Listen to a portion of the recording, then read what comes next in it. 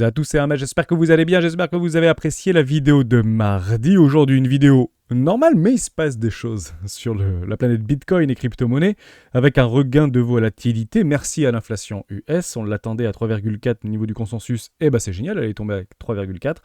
Un tout petit pourcent, un dixième de pourcent en dessous par rapport aux chiffres précédents. On va bien sûr en parler dans cette vidéo, qui a donné lieu à une magnifique nouvelle ATH sur S&P 500, nouvelle ATH sur le Nasdaq, mais personne n'en parle, puisque quand Bitcoin est un petit peu dans le ventre mou et un petit peu à la traîne, la décorrélation, n'en parlons pas, mais lorsque Bitcoin accélère et que le S&P 500 est à la traîne, à ce moment-là, tout le monde en parle et Bitcoin à 1 million. On va parler de tout ça dans cette vidéo et c'est vraiment différent de ce qui s'est passé précédemment, loin de là. Et on fera un tout petit tour sur le DXY puisque j'aimerais vraiment vous en parler de trop. Je pense que trop de gens regardent cette corrélation entre le dollar index et Bitcoin et je vous donnerai ma vision par rapport à ça. On commence maintenant. Alors, pour commencer, je vous invite toujours à rejoindre le Discord des rois du marché. Vous trouverez le lien dans la description. À l'intérieur, une documentation qui s'appelle la stratégie des 4 rois. N'hésitez pas à l'utiliser, vous en imprégner, vous en inspirer pour vous aussi trouver votre propre style d'investissement, que ce soit sur le court, moyen, long terme, très long terme. C'est complètement gratuit. Elle est disponible sur le Discord dans l'onglet documentation. C'est juste, je ne sais plus où, par là-bas, un tout petit peu plus haut. Ici, exactement, dans l'Académie des rois. Je vous invite à nous rejoindre là-dessus. Donc c'est complètement gratuit et vous avez pas mal de documentation si vous souhaitez aller un tout petit peu plus loin dans votre pédagogie du côté de ces crypto-actifs notamment. Bon, Bitcoin avec une magnifique bougie d'impulsion, avec un magnifique short squeeze, soit dit en passant. Donc c'est très intéressant à observer. On a même réintégré la moyenne mobile 50 périodes avec une magnifique clôture. Dès lors, émotion, confirmation. Qu'est-ce qu'on attend maintenant? Une accélération. Et je l'ai posté hier dans Analyse graphique. J'ai trouvé ça plutôt intéressant puisque honnêtement là, c'est probablement pas différent. Une formidable situation. Généralement, cette répartition alimente une accélération. Donc on va aller du côté du Coinalyse. On voit que les top traders un petit peu se décompressent ici, sortent un petit peu, donc plutôt rajoutent des shorts à leur perdant, j'ai presque envie de dire, une augmentation assez franche au niveau des open interest. On avait un funding négatif lors de l'accélération, donc c'est par rapport à des clôtures forcées au niveau des ventes à découvert ici, donc c'est revenu à peu près à la normale. Ce qu'on aurait voulu, c'est vraiment continuer à avoir ce funding négatif, avec une décorrélation au niveau du CVD, notamment sur les contrats futurs, et un aplanissement au niveau du contrat spot, au niveau du spot. En somme, cette configuration ici au niveau de l'order flow est plutôt en fait de mise par rapport à une accélération pour aller voir quoi? De nouveau plus haut, un petit peu à l'instar du S&P 500 et du Nasdaq. Donc on ne time pas le marché, mais c'est clairement ce qu'on pourrait éventuellement essayer d'aller chercher sur une forte accélération. D'ailleurs, peut-être que l'idée de GameStop va redonner envie à des spéculateurs gamblers de venir du côté du Bitcoin, qui lui n'a pas encore fait son magnifique short squeeze de tous les temps. Un petit peu à l'image de GameStop, on va en parler dans cette fin de vidéo. À suivre. Bon, pas plus de choses à dire, il y a de la liquidité toujours qui se trouve au nord comme au sud, on a un regain au niveau des open interest ici du côté du contrat option, et on a des poches de liquidité qui se sont mises automatiquement, algorithmiquement parlant, aux alentours des 60 000 $, 61 000 $ à peu près. On viendra très probablement tout ou tard les chercher. Pourquoi? Parce que l'on a laissé des stops complètement évidents en attente. Donc je rejoue toujours la même chose, on ne va pas refaire ces schémas de wake-off, on les connaît par cœur. On tente de plus en plus mettre les petites briques dans les bonnes cases. Bon, bah derrière, on peut très bien aller chercher une accélération pour aller chercher les highs. Derrière, ce que ne veulent pas voir les bulls, ce sont des réintégrations. Et ce que veut voir les bears ici, ce sont des réintégrations, justement. Maintenant, qu'on est dans cette représentation, c'est pas compliqué. Vous vous rappelez qu'on avait fait cet exercice-là. Tant qu'en fait, on ne réintègre pas ou on réintègre, c'est toujours la même chose. Il ne se passe strictement rien. Je vais le cliquer comme ça. Si c'est en dessous, on s'y inquiète et on essaie donc de jouer des réintégrations pour les range traders. Si c'est au-dessus, on regarde, il y a de l'intérêt. Donc on a passé en fait une borne de range ici. On tente une cassure. Ce que ne veulent pas voir les bulls, ce sont des réintégrations. Bear, jouez-les. Range traders, jouez-les. Vous voyez bien que ça a plutôt bien fonctionné. D'ailleurs, je vous donne un petit play que je jouais énormément il y a encore quelques années. Je ne les joue plus, mais c'était plutôt pas mal à jouer. On va rester en daily, c'est pas très grave, ce sera beaucoup plus visible. On peut généralement le faire en 4 heures. Comme vous voyez ici, donc là on ne peut pas le savoir puisqu'il n'y a pas de range encore qui sont clairement définis. Mais ici on pouvait avoir une première borne de range haute 70 000 $ et une borne de range basse ici 59 000 $. Voire éventuellement une borne de range basse ici 60 794 $ et toujours notre borne de range haute ici par rapport à la clôture vectorielle, si vous voulez, aux 70 000 $. Bon. Maintenant qu'on a ça, on essaye et on tente de tracer un range. plutôt horizontale, pas forcément un canal descendant, mais plutôt horizontale. Et à chaque fois qu'on commence à aller ou voir éventuellement une forme de réintégration, comme par exemple ici, on peut prendre le play sur la confirmation. Donc je peux très bien prendre ici un short, si vous voulez, et où est-ce que je mets tout simplement mon stop au-dessus de la précédente clôture de bougie, qui a donné l'impulsion d'une réintégration clôturée. J'ai un premier TP, donc j'irai chercher le bas du range, et mon premier TP serait où? Sur le GAN 50. Donc ici exactement en plein milieu de mon range. Je vais vous le tracer comme ça, vous le verrez mieux. Je prends ici mon range, borne haute par exemple, borne basse, ou je peux très bien aussi le faire comme ça, soit dit en passant. On va le faire de façon rapide par rapport à notre petite box. Ça marche aussi, rassurez-vous. Je vais mettre mon GAN 50 et je prends un premier TP juste là et l'intégralité de mon TP là. Au moment de mon premier TP, j'ai la possibilité de repasser à break-even. Je passe à break-even, je suis sorti, mais j'ai pris mon TP numéro 1, c'est parfait. Et vous pouvez reproduire cette technique aussi souvent que vous voulez. Ici, vous avez exactement la même situation. Je repars chercher au-dessus de mon range. Derrière, bougie de réintégration, je mets donc mon stop au-dessus et j'attends qu'on vienne me chercher. Et je reviens sur mon 50% GAN.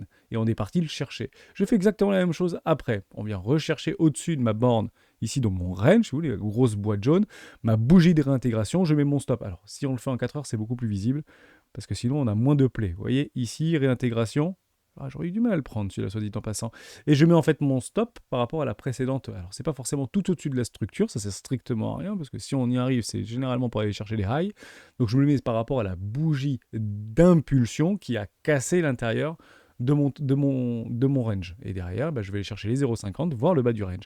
Ici, on est parti faire exactement la même chose. On fait une bougie d'impulsion, on réintègre mon range, je mets mon stop en dessous ici, vous voyez, sur les 58 302 $. J'attends. Premier TP, GAN 50, boum, c'est parti. Derrière, je passe à break-even. Et là, j'attends quoi maintenant? Qu'on aille chercher au-dessus pour aller chercher mon TP total en tant que range trader. Donc, vous pouvez suivre ce type de play. C'est assez intéressant à jouer. Donc, ça permet en fait de rationaliser encore une fois des idées de trade. C'est qu'une condition parmi tant d'autres. Vous pouvez avoir d'autres conditions. Ça peut être des petites divergences. Ça peut être des réintégrations au niveau des moyennes mobiles. Ça peut être ou un break ou une clôture au-dessus des moyennes mobiles. Ça peut être Ichimoku Kinkoyo. Ça peut être ce que vous voulez. Généralement, 3 conditions suffisent pour rationaliser une idée de trade. Et ici, on ne parle pas de news, on ne parle pas de flux, on parle tout simplement de range trading. Donc, c'est bête et discipliné. On va chercher tantôt les bornes basses et on joue les extrémités après réintégration. C'est très important de le signaler. En parlant de cette moyenne mobile 50 périodes, moi, j'ai toujours les yeux sur ma moyenne 200 périodes. Cette moyenne mobile 200 périodes ici en daily, en journalière, honnêtement, qui c'est qui est avec moi sur la team moyenne mobile 200 périodes? Parce que honnêtement, il y a un super coup à jouer ici sur une forte accélération baissière qui a une confluence parfaite avec cette moyenne mobile 200 plus premier arrêt. Je m'explique, la dernière fois que ça s'était passé, j'efface tout, vous allez le voir aussi bien que moi. C'était ici. Non, les premiers arrachements haussiers et flux haussiers, généralement, ça fonctionne plutôt pas trop mal, en fait, cette moyenne mobile 200 périodes. Donc ici, vraiment, et on va chercher après les nouveaux ATH, et on a un super play à jouer, un super swing à jouer, pour aller chercher les nouveaux, enfin, pas nouveaux ATH, mais nouveaux highs, si vous voulez. C'est exactement ce qu'on pourrait faire, Actuellement, rien n'est décidé, rien n'est concret, on est en plein milieu d'un range, donc on ne traite pas en plein milieu d'un range. Si vous avez pris les extrémités, prenez des TP, bien évidemment. Généralement, c'est ici qu'on commence à prendre des premiers TP. Et je fais partie de la team plutôt, moi, moyenne mobile 200, et j'achèterai donc cette moyenne mobile 200 qui tend dans le temps à s'apprécier. Et si on fait de nouveau plus haut, à ce moment-là, je serai patient et mon premier arrêt se déplacera tout autant. Voilà, j'espère que je vous ai aidé par rapport à ça. La dernière petite chose qu'il fallait voir, et c'est pour ça que c'est important quand on fait des petits gris-gris sur nos graphiques, il faut les garder le plus longtemps possible, puisqu'on avait déjà délimité une zone de chasse au stop aux alentours des 67 000, 68 000 $.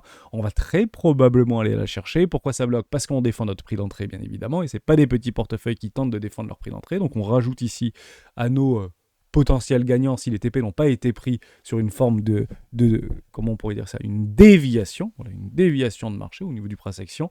Derrière, on va chercher peut-être la liquidité, à savoir si on va chercher beaucoup plus haut, mais prenez des TP et utilisez, soyez toujours la contrepartie. C'est ce qui est important quand on trade, soyez toujours la contrepartie de quelque chose. Donc si vous n'avez pas pris de TP ici, personnellement j'en aurais pris un sur les 0,50, mais si vous voulez être un tout petit peu plus gourmand, je trouve ça d'ailleurs dommage d'attendre quelques pourcentages de plus, mais c'est clairement ici qu'il faudra agir bien évidemment pour en tout cas sécuriser sa position. Et pourquoi pas passer après son trade à break-even, même si ça peut être considéré comme un tout petit peu trop prématuré vous jouez bien évidemment vos plays. Je vous le dis parce que je le vois et je l'ai joué. Je ne les joue pas et je ne le joue pas celui-ci. En revanche, j'en joue un. C'est quoi? C'est Ethereum. On avait dit qu'on le faisait ensemble à partir de mardi. Donc j'ai pris exactement une position sur les 2892 $, me semble-t-il.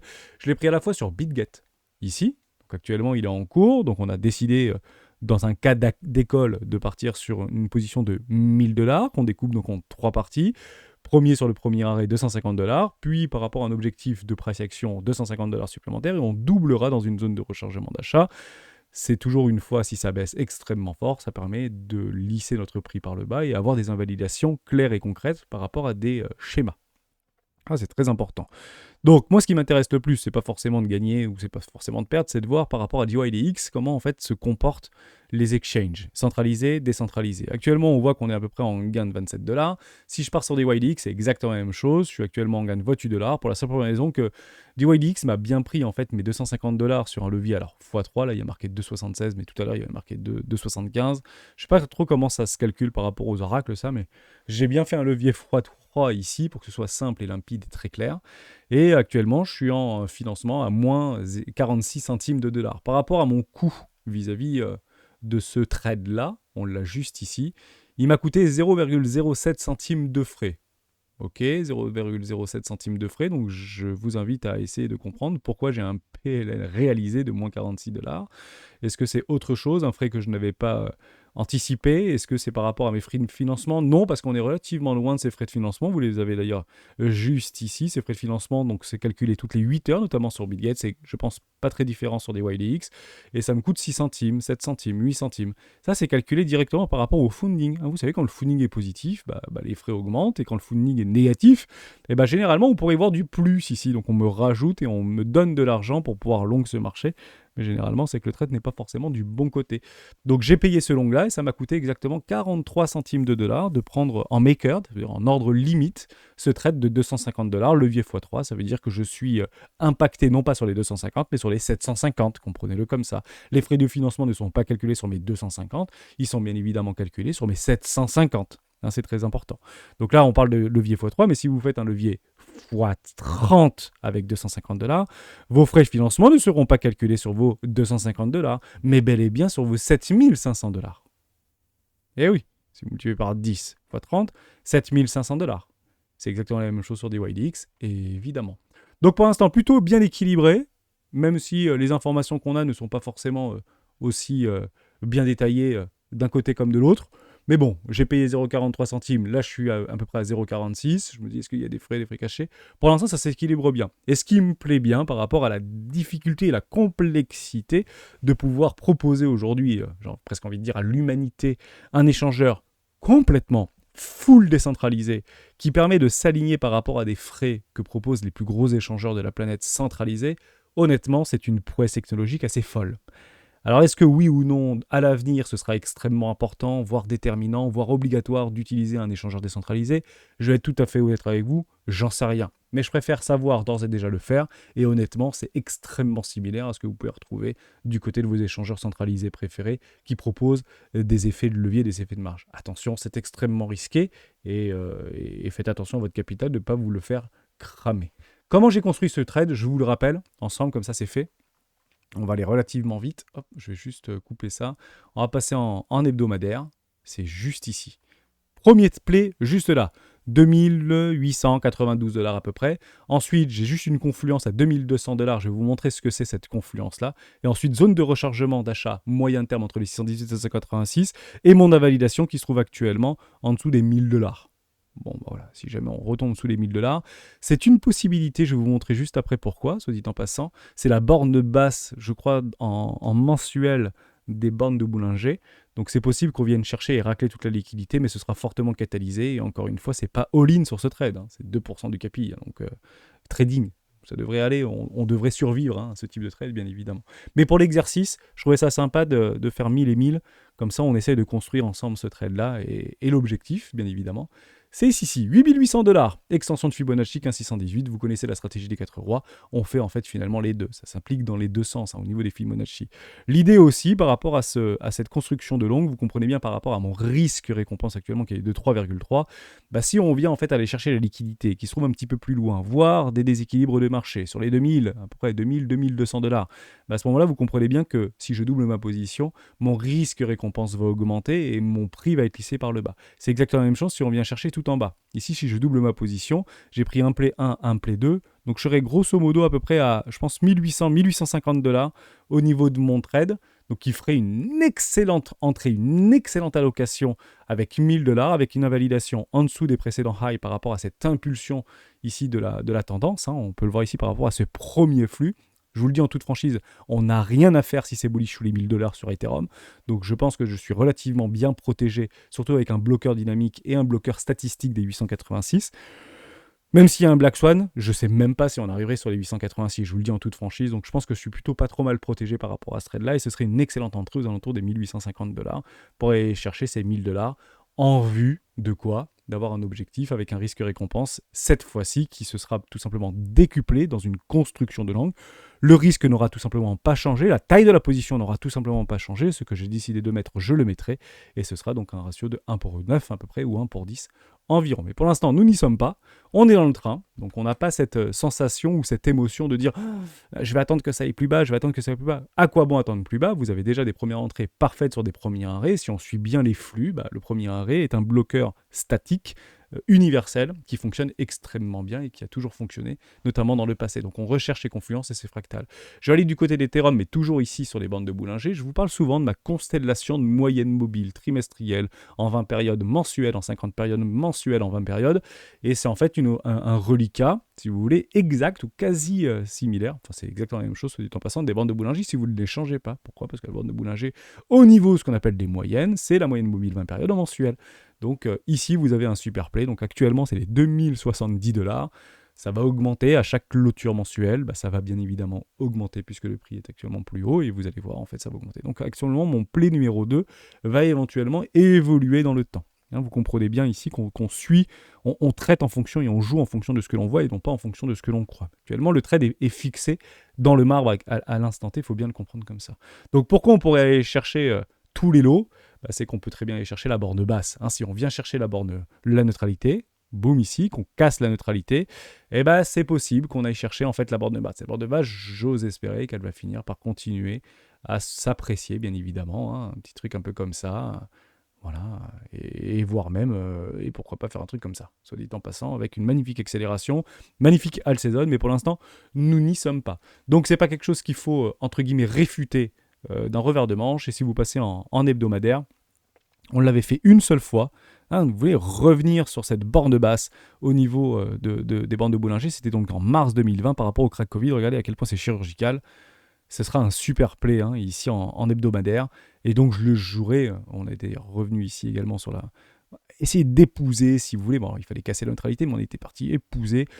Bon, je me dis qu'on n'est pas très loin de ce schmilblick-là. Actuellement, c'est plutôt très haussier, puisque on tente de la réintégrer. Mais c'est ouvert pour aller chercher quoi ? Cette fameuse constellation et cette borne basse. Donc on peut le faire d'une seule traite. Actuellement, c'est plutôt bullish puisqu'on tente de faire un short squeeze. Ça ne veut pas dire qu'on n'ira pas, et partez du principe que la semaine d'après, cette borne de Boulinger basse va bien évidemment s'actualiser et monter, tout simplement. Donc ça, c'est très très important de bien aussi le comprendre comme ça. Mais voilà, donc tout est sous les yeux, on prend du recul, on construit des setups, et j'ose espérer que ça fonctionnera bien. J'ai toujours ces targets-là, bien évidemment, mais je suis patient, mais actuellement, rien ne l'indique. On parle très rapidement au niveau de l'inflation, donc 3,4, c'est juste formidable. On est très content de l'observer. On avait juste un petit doute par rapport au PPI, qui était un tout petit peu au-dessus des attentes, donc on peut partir du principe que si la production était au-dessus des attentes, on peut partir qu'il y avait une répercussion directement par rapport à la consommation et non pas à la production. Eh bien non. Donc je ne sais pas s'ils ont fait une petite modification de calcul sur un coin de table, mais 3,4, c'est dans le consensus, le marché est rassuré, c'est juste formidable. Si on prend le discours de Jérôme Powell, je vous le résume en 2 phrases, je ne monterai pas les taux. La consommation des ménages se stabilise. Merci Jérôme, on verra au prochain chiffre. C'est strictement rien, il ne se passe strictement rien de ce côté. Vous regardez ce qu'il a dit il y a 2 ans, et pour l'instant, il n'a tout simplement pas bougé d'un iota. Donc ne pas monter les taux, ça fait à peu près 6 mois qu'il le dit. Et on est très content de le réaffirmer, j'ai presque envie de vous dire comme ça. Je fais juste 2 petites news. Celle-là, c'est la première. Ripple mise sur la tokenisation XRP catalyseur d'une révolution crypto. On va pas le lire ensemble, mais grosso modo, ultra bullish sur les RWA. Bah, ça permet tout simplement de rendre l'appareil aux personnes qui sont extrêmement ou ultra bullish sur les real world assets, alors que ça fait depuis le début de la semaine qu'on parlait de l'intelligence artificielle. Donc voilà, c'est pas un combat qu'on doit avoir. Moi, je préconise de le jouer simultanément. Il faut avoir des allocations dans les real world assets, il faut avoir des allocations dans l'IA. C'est le narratif du moment, c'est ce qui brille, c'est ce qui fait bouger. Et ce qui aujourd'hui, c'est ce qui performe, voire ce qui surperforme. Donc autant y aller dans le bon sens. Je finis juste avec Swissborg. Après, je reviens sur GameStop, mais je finis sur les indices. Comme ça, ce sera vraiment pas mal. On commence avec ceci par rapport à GameStop. Bon, juste formidable. 2 simples tweets ravivent la fièvre acheteuse sur l'action de GameStop. Donc le premier tweet, donc ça fait quelques temps qu'il n'en avait pas parlé, enfin qu'il n'avait pas donné entre guillemets signe de vie, notamment du côté de la GameFi, j'ai presque envie de dire ça comme ça. D'ailleurs, je ne sais pas si vous avez remarqué le nombre d'exchanges qui sont en train de lister GME tokenisé. Parce qu'on parle de la tokenisation, mais il y a l'action GME, donc GameStop, tokenisé, qui a été tokenisé, donc qui reflète parfaitement le cours, qui est sur Bitfinex, qui va être sur BitGet, qui est sur Bybit, qui va être sur Binance, qui va être de partout. Donc ça permet d'alimenter la fièvre, etc. Et le côté un petit peu FOMO, personnellement, je n'ai pas participé à la première, je ne participerai pas à la seconde, ça ne m'intéresse pas. Ça ne veut pas dire qu'il n'y a pas d'argent à se faire.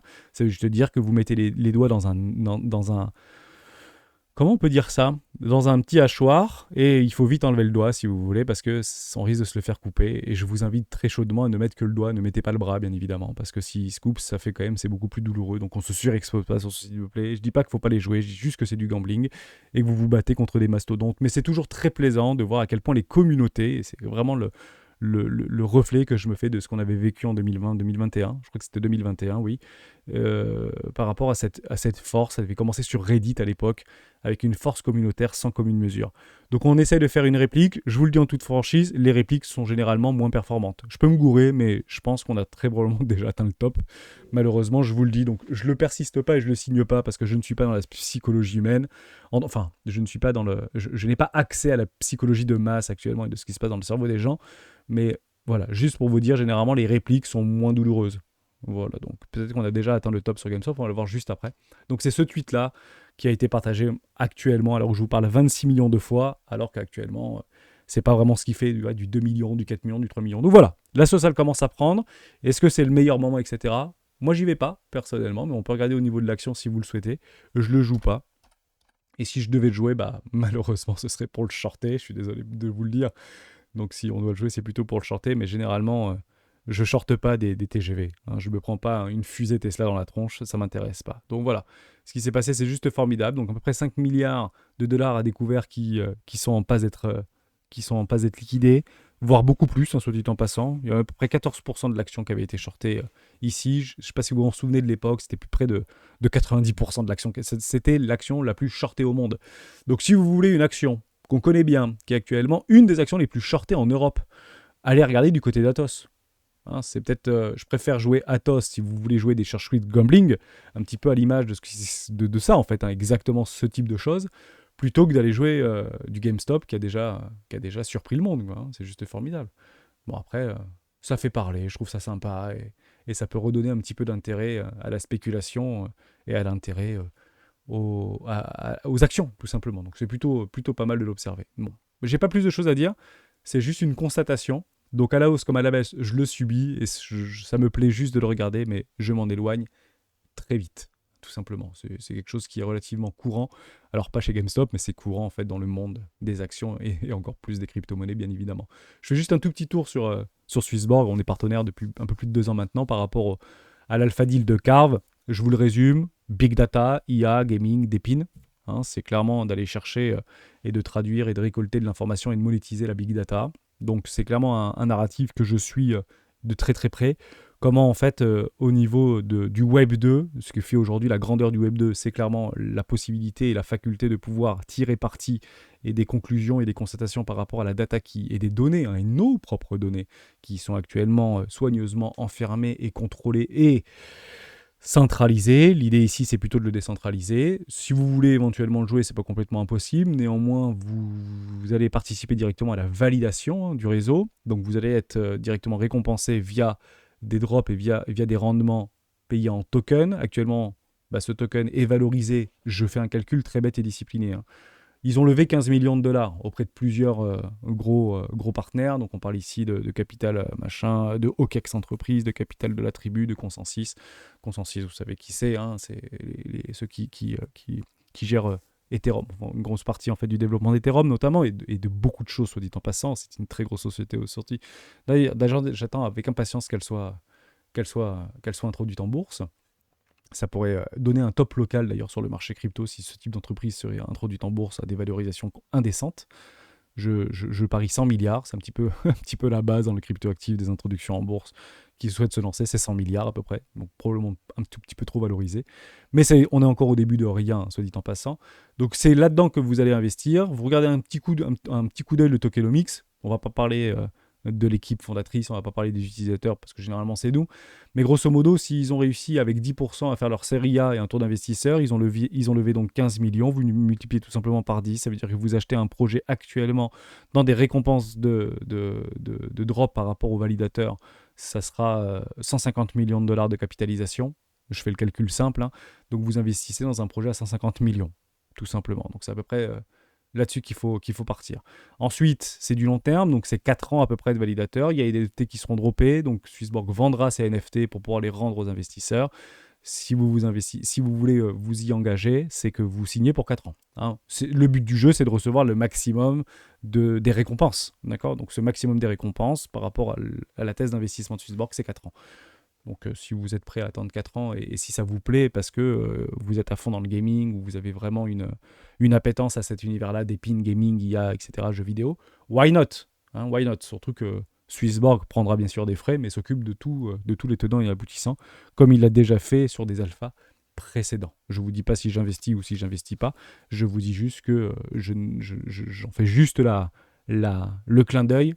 Je ne rentrerai pas dans l'hyper détail de ce projet puisque je suis tout simplement une stratégie, une discipline très stricte par rapport à la cyclicité de Bitcoin. Donc comme je joue un cycle à la fois, je ne peux pas aujourd'hui partir sur 2 cycles. Voilà. Et jouer ce type de choses, c'est jouer 2 cycles. Mais je ne veux pas dire que ce n'est pas une bonne chose et ce n'est pas une bonne idée d'y aller, hein. Pas du tout, hein. Bien au contraire. Je finis juste par les indices. Bon, finalement, la vidéo elle aurait duré un peu plus longtemps que prévu. Ça fait 27 minutes, je parle beaucoup, décidément. Nouvelle ATH sur S&P 500.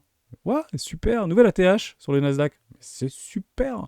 D'ailleurs, si on prend au niveau de l'année 2023 jusqu'au 4e trimestre et du premier quarter 2024, il faut savoir que 78% des entreprises du S&P 500 ont battu le consensus. On n'en parle pas, mais il faut en parler quand même. 78% des entreprises ont battu le consensus. Si on prend sur les entreprises européennes, c'est pas zéro, c'est 56% qui ont battu le consensus par rapport aux analystes. Donc, ce qu'on voit actuellement dans les chiffres et ce qu'on voit actuellement sur les indices, c'est pas du pipeau, en fait. C'est bien une réactualisation par rapport aux informations que nous avons à un instant T pour pouvoir rééquilibrer le marché, en fonction des résultats connus. Donc, rien d'alarmant, rien de déconnant.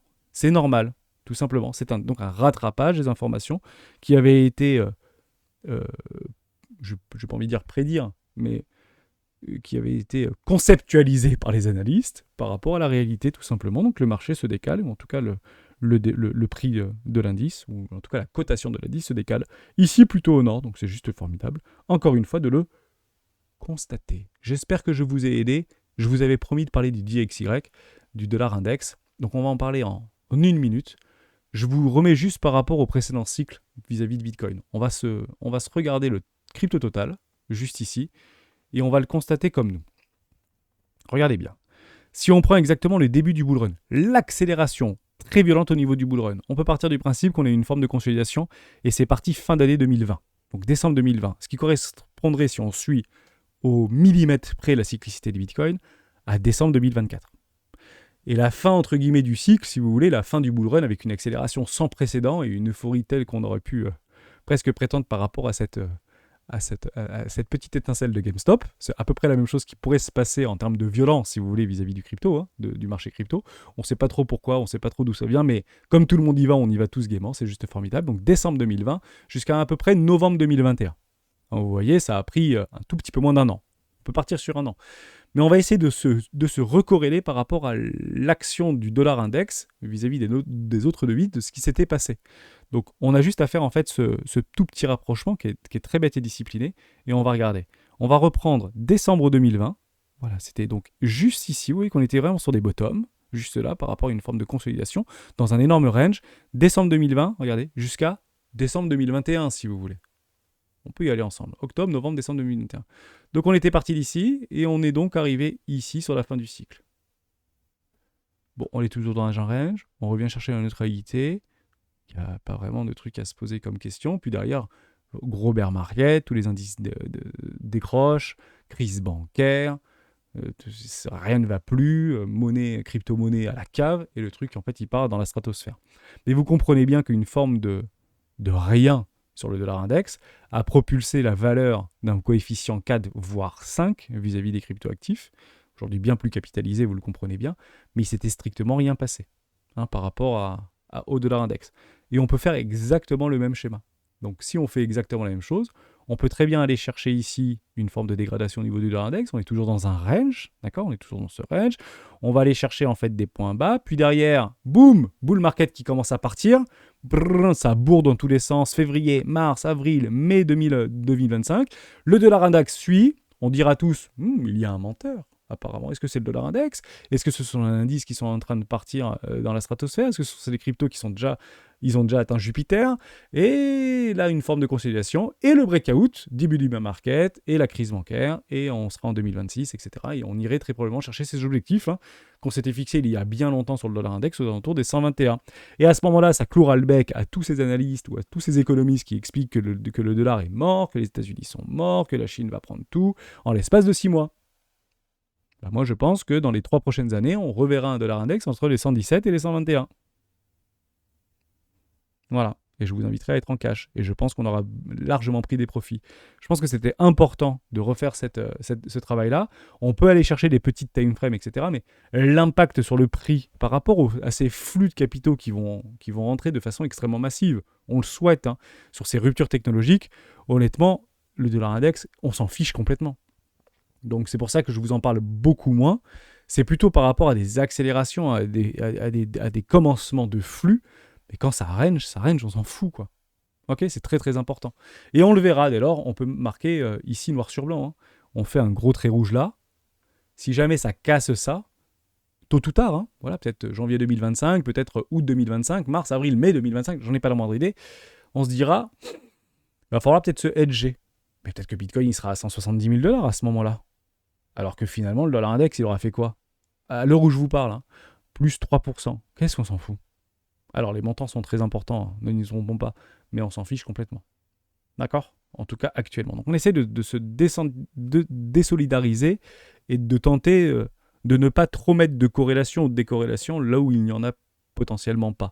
Ça ne veut pas dire que sur des petites time frames ou sur des petits moments de temps, ça peut se corréler ou ça peut se décorréler. Et si on parle de corrélation-décorrélation, on est bien en train de voir actuellement que Bitcoin est en train de se décorréler les indices, notamment technologiques. Pourquoi? Parce que tout le monde est en train de faire des ATH et Bitcoin non. Mais peut-être que ça va se recorréler. Et du côté de Bitcoin, il adore se recorréler de façon violente